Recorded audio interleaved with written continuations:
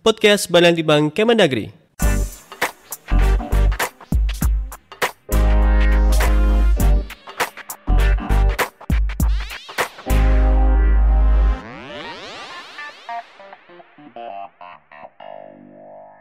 Selamat datang di podcast Litbang Kemendagri. Baik, saat ini saya sedang berada di kantor Lembaga Administrasi Negara dan di samping saya sudah ada Bapak Triwidodo Wahyu Utomo. Beliau adalah Deputi Bidang Kajian, Kebijakan dan Inovasi Administrasi Negara. Selamat siang Bapak. Selamat siang Mas Muja. Terima kasih ya Pak untuk memberikan kesempatan kepada kami untuk berbincang dengan Bapak. Sama-sama Mas. Dan pada kesempatan kali ini media Litbang Kemendagri akan mengulas terkait dengan sosok Bapak Triwidodo Wahyu Utomo ini. Sebelum mengawali karir sebagai Deputi Bidang Kajian Kebijakan dan Inovasi Administrasi Negara, Bapak ini sempat jadi peneliti ya Pak? Betul sekali Mas, betul. Mungkin bisa diceritakan Pak terkait dengan perjalanan karir Bapak, mungkin dari ketertarikan Bapak di bidang keilmuan Bapak sekarang dari semenjak kuliah dan sebagainya. Baik, saya S1 dulu kuliah di Fakultas Hukum UII Jogja. Salah satu aktivitas yang saya ikuti yang menurut saya sesuai dengan passion saya itu adalah di LPM, Lembaga Pers Mahasiswa. Mungkin ya saya merasa suka nulis gitu. Jadi pada saat pelatihan di calon anggota LPM itu ada pelatihan pers dasar begitu. Saya diberi apresiasi khusus karena dianggap mampu melihat angle yang berbeda di dalam sebuah tulisan. Pada waktu itu saya suruh udah pokoknya nulis bebas saja. Nah, teman-teman pada nulis yang mainstream ya, isu-isu besar, politik nasional dan sebagainya. Saya malah melihat kecenderungan loh ini kenapa Pak Ketua Panitia dan anggota-anggota panitia yang lain itu pada kerokan semua gitu. Saya tulis ini fenomena unik. Ada kebersamaan kerja sampai mereka masuk angin, pulang larut malam dan kerokan pun bareng begitu. Nah itu tulisan sederhana seperti itu yang kemudian diapresiasi. Artinya hal yang kecil yang tidak pernah diperhatikan orang tapi sebenarnya menarik untuk kita ungkap. Nah, itu dasar-dasar jurnalistik itu adalah melihat sesuatu yang tidak dilihat oleh orang lain itu. Gitu. Nah, pada saat saya kemudian melamar sebagai PNS, alhamdulillah keterima di LAN. Pada waktu itu saya juga pertama kali, minggu pertama sebagai CPNS, saya diminta untuk menulis menanggapi tulisan di surat kabar Pikiran Rakyat. Waktu itu ada reportase dari PR tentang rendahnya gaji PNS begitu. Nah, oleh pimpinan saya pada waktu itu diminta untuk membuat tulisan. Nah, saya tulis begitu dan akhirnya ternyata malah dimuat di PR itu. Begitu. Itu 1 minggu setelah saya jadi CPNS begitu. Nah, kemudian karena basic saya memang saya suka menulis, maka dalam hal formasi jabatan saya memang merasa lebih dekat dengan peneliti gitu. Karena peneliti itu memang tuntutan dasarnya harus banyak menulis dan bagi saya itu sesuatu yang memang sesuai dengan bakat dan juga passion saya. Maka ketika tahun 94 saya diangkat sebagai CPNS, alhamdulillah 6 tahun kemudian tahun 2000 tepatnya bulan Mei saya diangkat sebagai peneliti pertama begitu. Nah, sebagai peneliti saya ditempatkan di unit Litbang, di bidang Litbang, dan hasrat saya untuk menulis semakin menjadi-jadi. Bukan hanya untuk menulis laporan penelitian, menulis penggalian data di lapangan, menulis review dan sebagainya, bukan hanya itu, tapi juga menulis artikel-artikel untuk pengembangan profesi peneliti saya. Artinya pada saat yang sama saya juga rajin untuk menulis di jurnal-jurnal begitu, termasuk menulis artikel-artikel opini di berbagai media massa begitu. Maka alhamdulillah sejak saat itu banyak sekali tulisan-tulisan yang tersebar di Kompas, di Republika, di Media Indonesia, bahkan juga di Jakarta Post. Belum lagi yang di lokal. Waktu saya di Bandung itu rutin 2 minggu sekali saya menulis di Bandung Post dan juga di Pikiran Rakyat. Jadi saya kira perjalanan karir saya memang diawali dari peneliti dan itu memang menjadi satu passion saya begitu, Mas. Tahun 2000 kemudian saya 2002 saya menempuh pendidikan S2 di Jepang dan kembali selama 2 tahun dari 2002 sampai 2004 saya merasakan mendapatkan waktu yang begitu berlimpah untuk menulis. Maka selama 2 tahun itu saya banyak mengikuti konferensi di berbagai tempat di Jepang dan juga tidak lupa tetap mengirimkan artikel-artikel ke Indonesia, ke media-media cetak di harian-harian nasional begitu. Itu sampai 2004, kemudian 2004 saya kembali ke Indonesia, kembali saya menjadi peneliti, waktu itu sudah peneliti muda di posisi 3C. Saya dipindah ke Samarinda sampai mendapatkan 3D dan kemudian saya dipromosikan sebagai kepala bidang pada waktu itu. Pada waktu itu masih ada kebijakan bahwa peneliti boleh rangkap jabatan dengan struktural.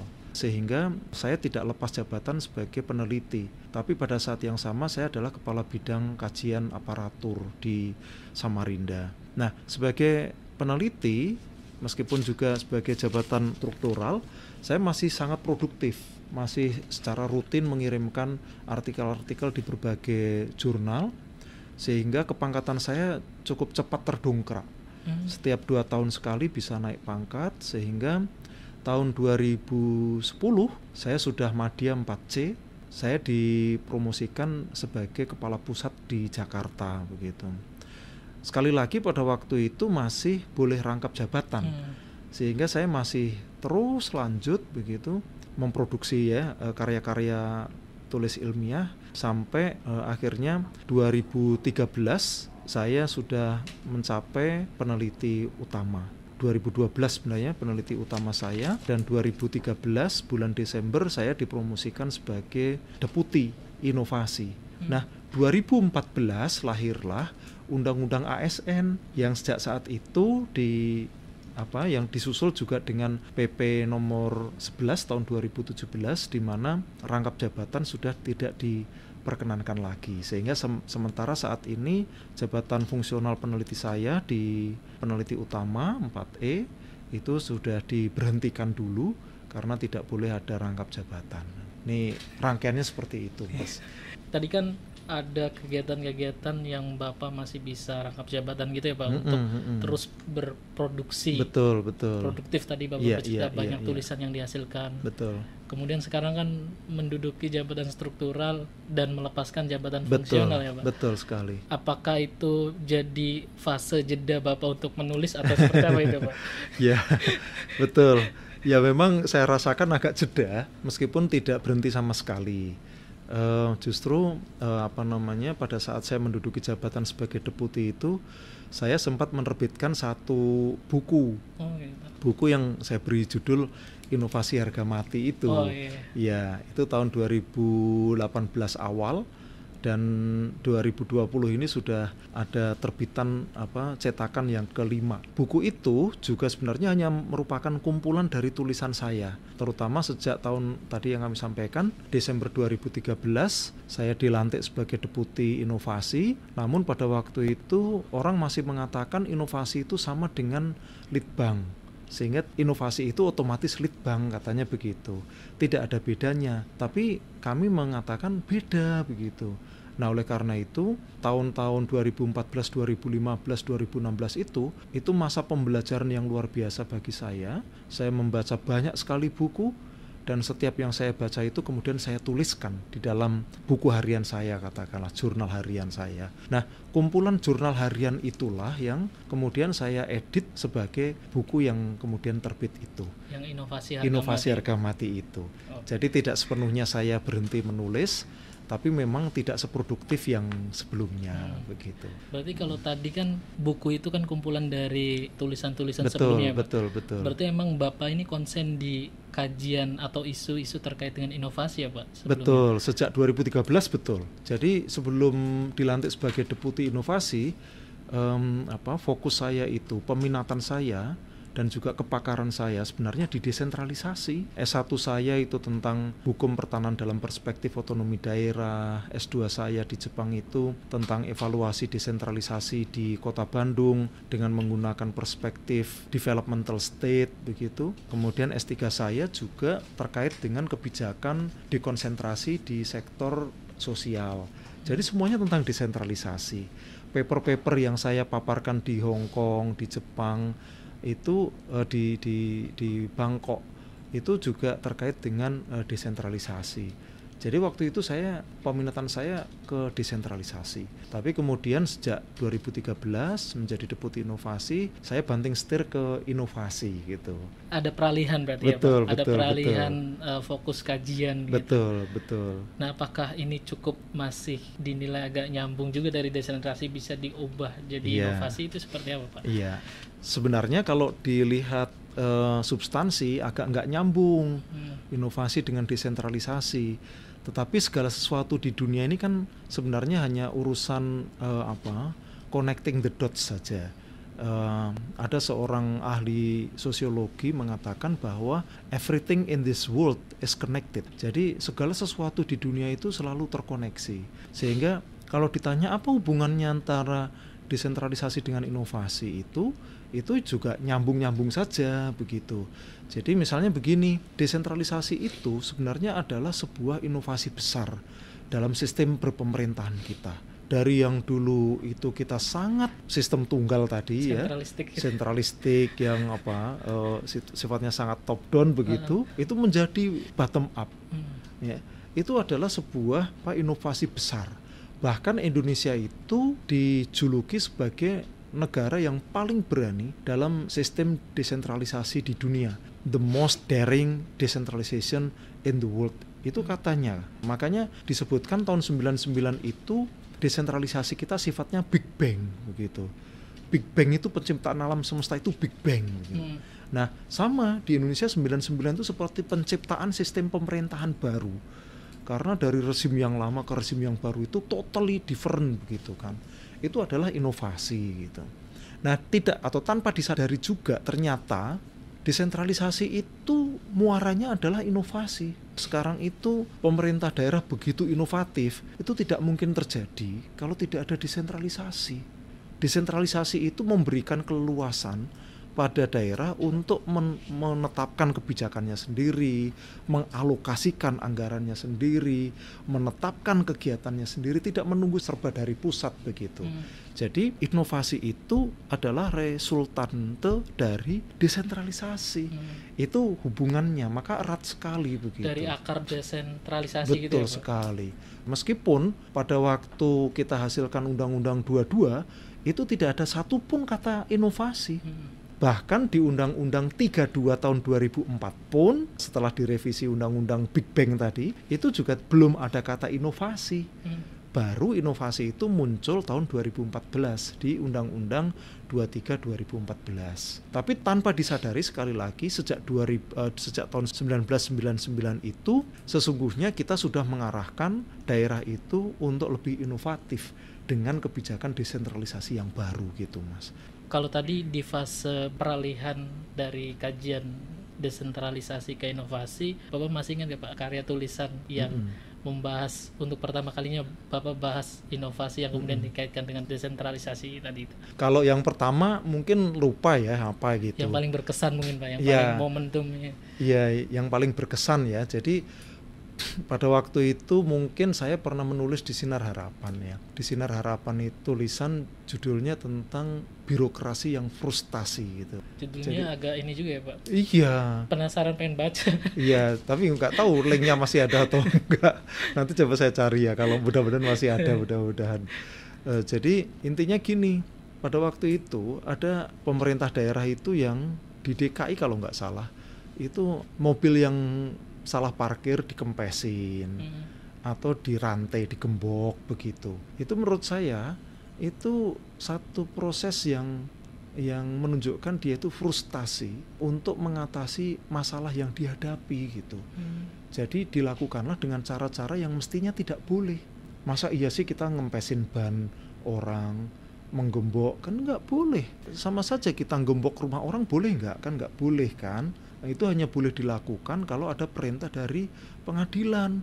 Itu boleh, tapi kalau nggak boleh. Itu ada hak privasi orang yang dilanggar gitu. Maka seharusnya ketika mereka punya diskresi, kewenangan yang luas ya, tetap jangan lakukan itu dong gitu. Cari cara yang lebih kreatif, yang inovatif lah sekarang kita menyebutnya ya. Bagaimana cara membuat orang atau pengguna kendaraan itu disiplin tanpa harus dengan cara-cara yang tidak semestinya seperti itu begitu. Nah, itu yang saya ingat di Sinar Harapan.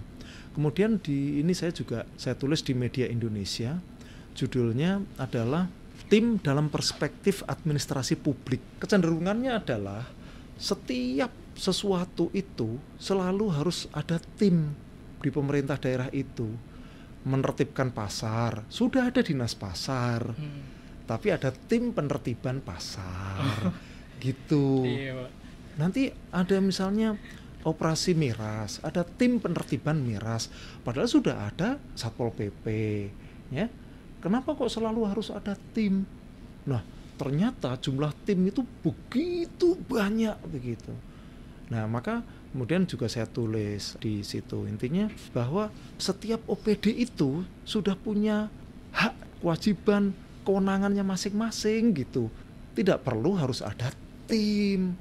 Karena tim ini menunjukkan bahwa OPD yang ada itu tidak berfungsi begitu eksistensinya kan. Eksistensinya jadi dysfunctional gitu, kira-kira begitu. Maka seharusnya kalau misalnya Satpol PP-nya nggak mampu melakukan penertiban, ya udah dilakukan penguatan. Apa yang perlu penguatan? Kurang SDM-nya kah? Tambah SDM-nya, kurang anggarannya ketambah dan sebagainya, cara kerjanya diperbaiki. Bukan kemudian membuat tim yang berbeda begitu kan. Nah, itu yang saya tulis. Jadi banyak kritik, terus terang tulisan saya itu bernuansa kritik dulu begitu. Kritik yang konstruktif. Konstruktif, mudah-mudahan karena tidak ada juga yang mengkomplain gitu ya, nggak ada gitu. Tapi kalau yang macam kayak tadi kan yang Bapak sempat menanggapi fenomena kebijakan itu kan pada akhirnya sekarang juga masih berjalan juga, Pak. Iya, betul. Itu maksudnya sikap Bapak masih sama seperti dulu misalkan terkait dengan adanya tim gabungan banjir, tim gabungan ini dan itu. Iya. Tim penggusuran atau apa gitu. Iya. Itu seperti apa? Betul. Ya, Pak? Apakah ada kompromis tertentu, Pak? Ya, sekali lagi sebenarnya adanya tim gabungan dan sebagainya itu menunjukkan koordinasi yang tidak kuat gitu. Sebenarnya bukankah setiap organisasi itu sudah bisa melakukan koordinasi gitu. Tanpa harus ada tim lagi begitu. Jadi tim itu menjadi shadow organization gitu. Ada organisasinya, ada tim-timnya. Nah, tim ini menjadi shadow organization. Organisasinya menjadi tidak terlalu berperan, tapi yang lebih didulukan adalah yang tim-tim itu. Justru begitu. Bayangan-bayangannya bayangan itu begitu. Jadi sebenarnya kalau kita bisa memperbaiki mekanisme koordinasi, mungkin tim itu nggak terlalu dibutuhkan, gitu Mas. Ya. Tapi memang itu problem kita dari dulu sampai sekarang ya. Koordinasi itu kan memang mudah diucapkan, tapi sulit sekali untuk dilakukan begitu. Itu tetap relevan Pak tulisan Bapak itu. Menurut saya begitu. Tetap relevan zaman sekarang. Iya betul. Untuk masukan pemerintah. Betul. Terus kemudian tadi Pak, Bapak juga tadi sempat di awal masih membawa para peneliti juga ya Pak. Itu seperti apa Pak? Kalau dari Deputi terus berdasarkan pengalaman Bapak juga sebagai peneliti gitu kan. Iya. Komunikasi yang di. Iya. Kalau sekarang saya karena pada posisi manajer begitu, saya tidak langsung menulis. Tapi saya lebih banyak mengarahkan ya. Mengarahkan itu pertama bagaimana sih menemukan judul gitu misalnya. Jadi seringkali kan judul itu muncul tiba-tiba. Kalau Biro Perencanaan minta mengusulkan judul kegiatan tahun depan, kadang teman-teman itu langsung yang penting ada judul gitu. Tapi kalau saya tidak begitu. Dari mana judul itu berasal gitu. Nah, saya katakan banyak pendekatan yang bisa dilakukan. Misalnya kita ambil dari SDGs. SDGs itu ada 17 prioritas yang harus dicapai, yang 2030 harus dilaporkan ke dunia tentang pencapaian prestasi Indonesia dalam SDGs gitu kan. Nah, mestinya kita lihat peta SDGs kita dari tujuan prioritas nomor 1 ya, tanpa kemiskinan, tanpa orang lapar, pendidikan yang inklusif dan sebagainya, itu sejauh mana pencapaiannya gitu. Nah, yang paling parah itu yang kita jadikan sebagai prioritas untuk pengkajian kita, mengapa itu tidak bisa dicapai. Kan misalnya begitu Mas ya. Pendekatan yang kedua adalah tentang misalnya megatrends. Ada yang mengatakan 5 megatrends, ada 7 trends dan sebagainya. Tren-tren besar di Indonesia maupun di dunia itu.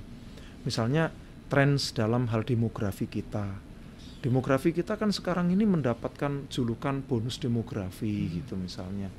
Lantas mau diapakan bonus demografi itu gitu. Ini kan belum jelas. Nah, itu menjadi salah satu cara kita untuk menentukan tema atau judul penelitian itu. Jadi bukan hanya sekedar apa ya, RB aja deh gitu misalnya. Ya RB itu yang apanya gitu. Gitu. Ya. Nah, itu fungsi saya untuk tadi mengarahkan gitu. Kemudian juga fungsi saya selain mengarahkan adalah controlling gitu. Controlling misalnya gini, teman-teman sudah menyusun proposal riset desain. Nah, saya coba paparkan dulu riset desainnya seperti apa, saya pengen lihat gitu. Ternyata riset desainnya begini. Saya katakan, wah kalau seperti ini masih business as usual gitu. Kalau penelitiannya itu misalnya tentang bagaimana kita mendesain RB model baru gitu, itu kita nggak perlu ke lapangan dulu, kita harus desain satu model baru dulu gitu ya. Baru setelah ada prototipe model RB yang baru, kita siapkan kunjungan ke lapangan sifatnya untuk validasi. Jadi bukan kita mengumpulkan data. Kalau seperti sekarang kita susun kuesioner, kita sebarkan kuesioner, kita olah kuesioner itu business as usual saya bilang gitu. Nggak ada inovasi ya Pak? Nggak ada inovasinya. Makanya kita balik bahwa responden itu tidak di awal, tapi responden itu bisa di belakang begitu. Itu fungsi controlling saya. Berarti pengalaman Bapak di pernah jadi peneliti itu cukup membantu juga ya Pak, membantu untuk mendukung ini gitu. Sangat Mas. Kalau di sini deputi kebanyakan dari dulunya fungsional atau tidak selalu ya Pak? Tidak selalu. Banyak yang dari struktural, yang dari fungsional kayaknya hanya saya. Oh gitu, salah satunya Bapak ini. Deputi yang lain kayaknya belum pernah jadi fungsional. Berarti cukup membantu kerja-kerja kedeputian gitu ya Pak? Sangat Mas. Dan kebetulan memang saya penempatannya selalu di kajian dari dulu. Sebagai peneliti 2000 sampai 2005 diangkat eselon 3, masih di kabit kajian, diangkat jadi kapus 2010, masih kepala pusat kajian. Sebagai deputi baru inovasi itu yang agak nyimpang itu. Nah, tapi sekarang kembali deputi kajian. Karena deputi kajian dengan deputi inovasi dilebur Mas. Gitu. Tahun 2013 itu deputi kajian kebijakan sendiri, deputi inovasi administrasi negara sendiri. Nah, 2018 dilebur.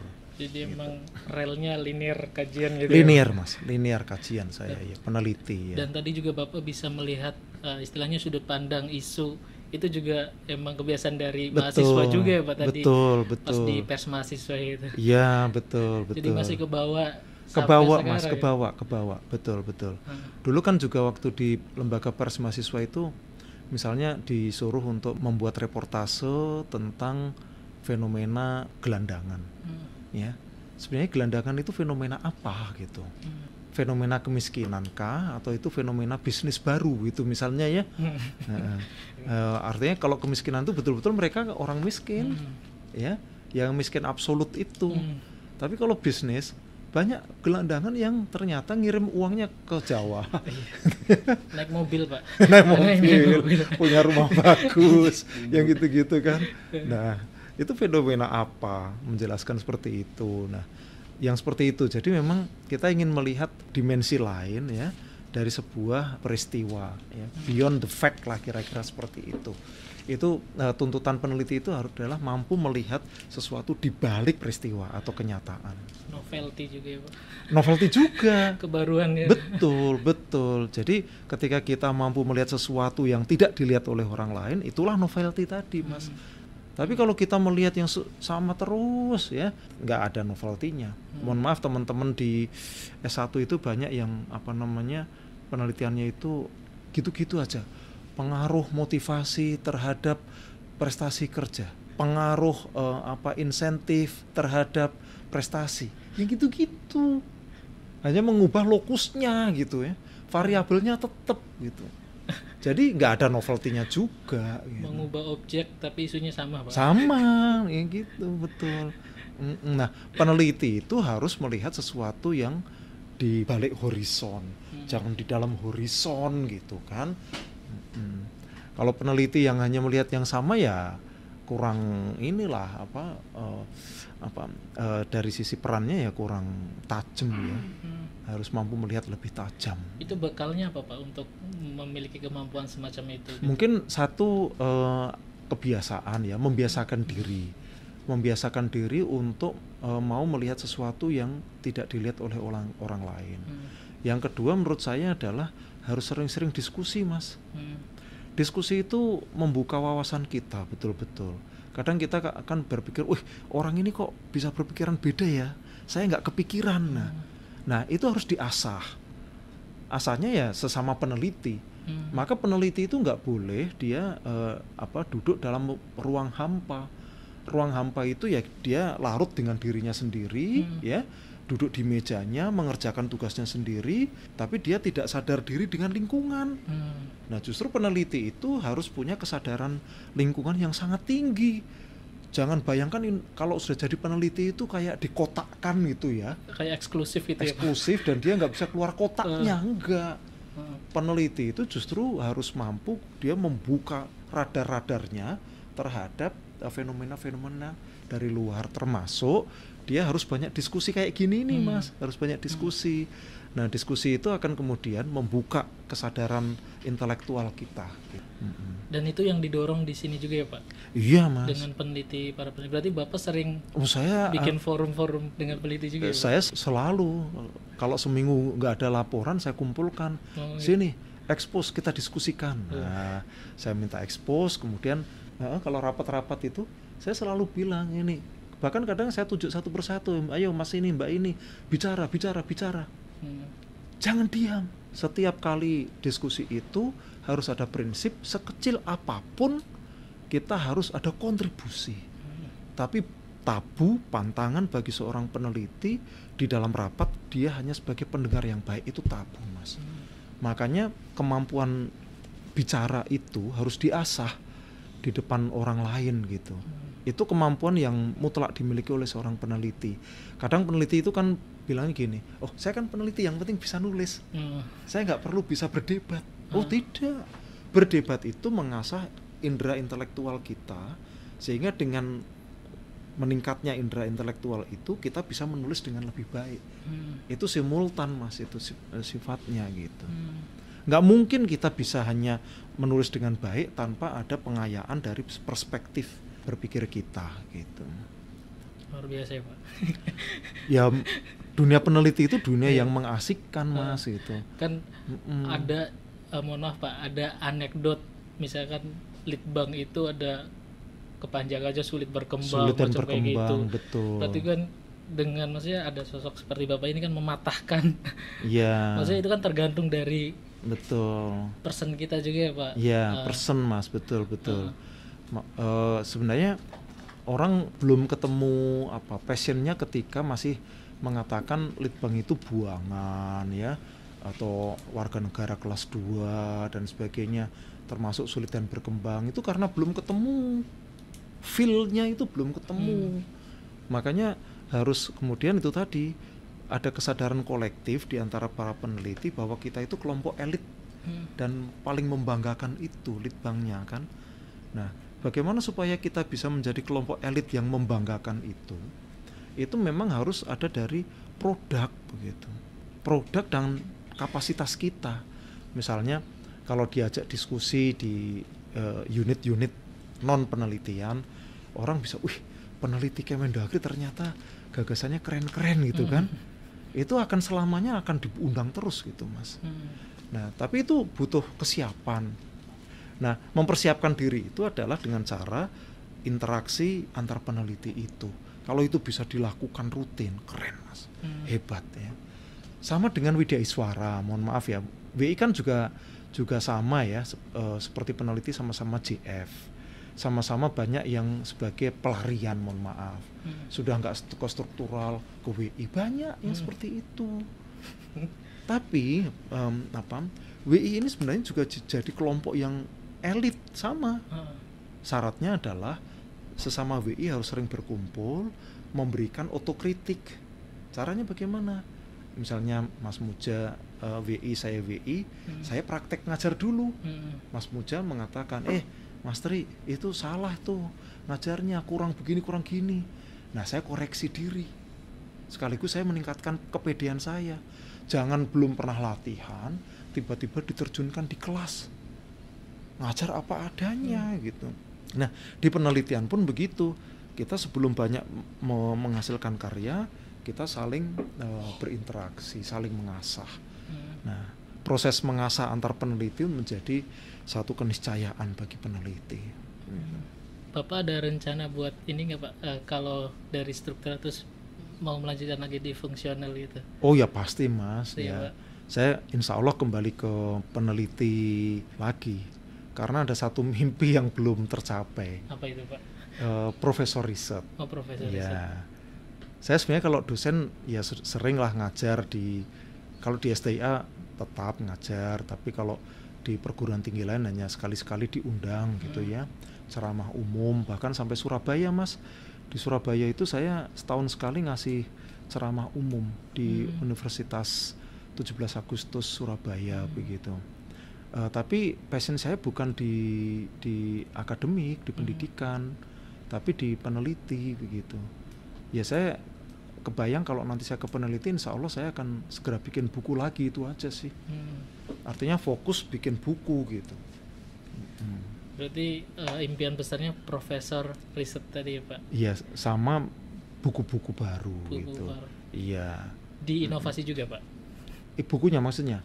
Profesor risetnya, kajian isunya. Dan belum tahu nanti. Karena kalau profesor riset itu kan mensyaratkan ada linearitas. Nah, belum tentu orang melihat antara desentralisasi dengan inovasi itu linier gitu. Nah, apakah saya harus kembali ke desentralisasi ataukah saya masih di inovasi, saya belum tahu Mas. Baik Pak, terima kasih. Itu cukup banyak terkait dengan perjalanan Bapak dalam dunia kepenulisan, peneliti sampai ke struktural. Baik, cendekiawan BPP Kemendagri, itu tadi diskusi kami dengan Bapak Tri Widodo, dan tadi sudah banyak disampaikan terkait dengan sepak terjang Bapak Tri ini dalam dunia kepenulisan dan sangat menginspirasi sekali. Dan semoga bagi siapa saja yang mendengar kanal podcast Litbang edisi khusus wawancara dengan Pak Tri ini bisa terinspirasi untuk tetap produktif menulis, dan tadi bisa melihat fenomena dengan sudut pandang yang berbeda, yang unik, yang kemudian mampu memberikan kontribusi perubahan bagi bangsa tentunya. Itu saja, sampai jumpa di podcast Litbang selanjutnya.